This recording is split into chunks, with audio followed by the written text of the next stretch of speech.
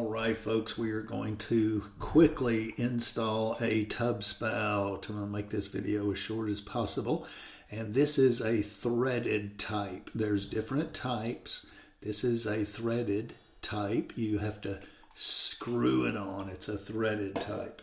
And how we're going to install it is by this. This is a double threaded end piece of copper. I have soldered this together. And it'll go in threaded in this way, boom, and then your other threaded end will take the tub spout. So what we have inside of the wall here behind the shower in this hole is we have an eardrop. It is a female threaded fitting, and this will fit right in there and screw right in. Yeah. All right, and so if you're going to replace yours at home, you're not going to really know what more than likely this has been threaded into the eardrop. More than likely that's what you have. Sometimes you have something different, but this is the type we're installing today. So this is what we're talking about today. And so what I've done here is I installed, like I said, a female threaded eardrop. It's the only way an eardrop is. It's a female thread. And that was done in the rough plumbing. This will screw right into it. All right. Well, let's do that. So what you've got to basically do, so if you're replacing yours at home, you're going to want to try and measure that eardrop, how far it's setting back, and then you're going to do your measurements on this tub spout at your threads. Now you can do it where the threads end or where they begin and do all your figuring and multiplying and dividing and your algebra and all of that good stuff. You'll have to figure all that out yourself because these vary on where they have been set. And so I can't tell you what to do here. All I know is on mine, it was 6 1/4 inch is what I needed. And that 6 1/4 inch was from threaded in to threaded in. That was all the way to the ends. And that's how I did it. But you don't have to do it that way. You can measure it from the beginning of the threads or whatever. But that's how I did it. And so you'll have to do that, kind of figure that out yourself. It is just something that varies from, tub to tub. But this is it. And more than likely, this is what you have, a threaded end that goes in there. Now, we've got 2 threaded ends here. A lot of times you'll have a threaded end going in, but it'll just be a piece of just plain copper without the fitting on the end of it. And if you have that, let's say you're twisting and you can't get your tub spout off, twist it, and more than likely, if that's what's going on, then what you have is a Allen wrench little screw in there, and you'll have to undo that. And when you undo it, you just pull this off, just pull it off, and you'll be left with this. It'll look just like this. It'll be a threaded end on the inside, which you won't be able to see until you unscrew it, but it'll be just a plain piece of copper pipe, 1/2 inch, poking out. And this was Allen wrenched onto it to hold it. Super simple. And if that's the case, well, you've got it made. All right, so let's screw this on. But before we do, let's dope it up.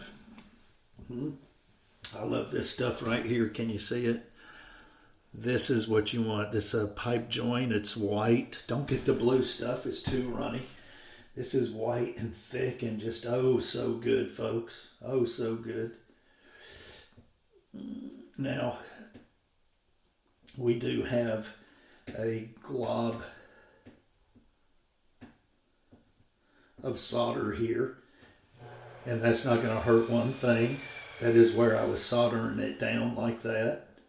And I just let it drip. Any other time I would If it was going to be exposed, I would surely clean it off. But I left it on there because it's not going to hurt anything and it's not going to be seen. We're going to put that in there like so, feel around, find our eardrop. Still haven't found it. Still haven't found it, folks. There we go. Come on now.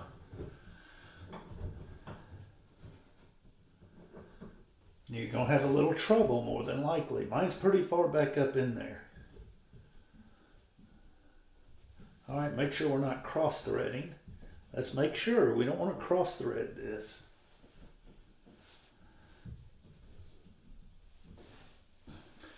All right, so I'm going to take my channel locks now. I'm not going to grab it here. I'm not going to do that.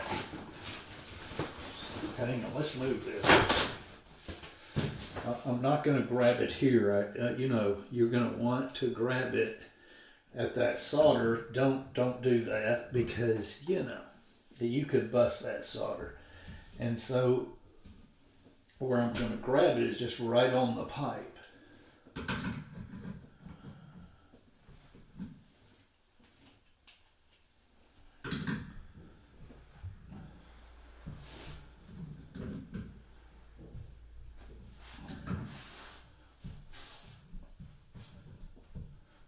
I'm going to get it tight. I'm not going to crush my pipe though at the same time. It ain't going to hurt you no more, the pipe up. Just don't crush it. All right, let's dope her up again. Now let's hope we cut it right. Cut it right. We may not have.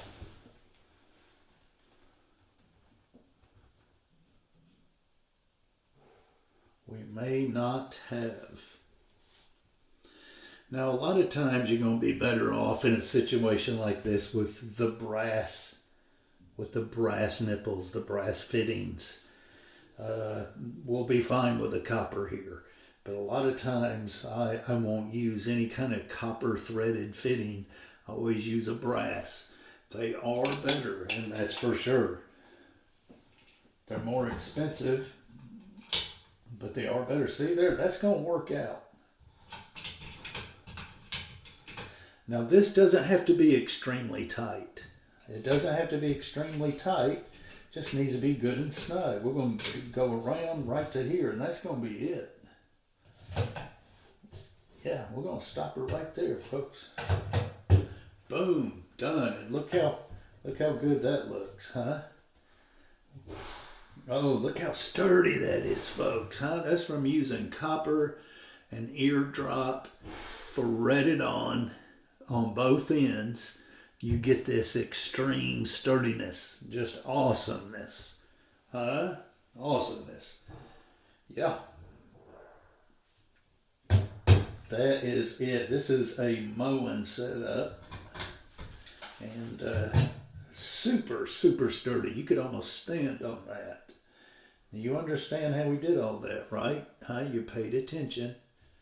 Now, like I said, a lot of times you're going to be better off using brass. You're going to be okay with the copper fittings here, but a lot of times I like to use brass. I do not like copper threaded fittings. Like so for the diverter, I would never use copper. I would either solder copper straight into the diverter, or I'm going to use a brass, which we do use brass PEX fittings. But yeah, copper will work here. Anyway, folks, that is all of it.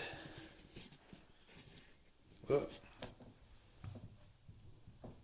She's sturdy. We'll see you.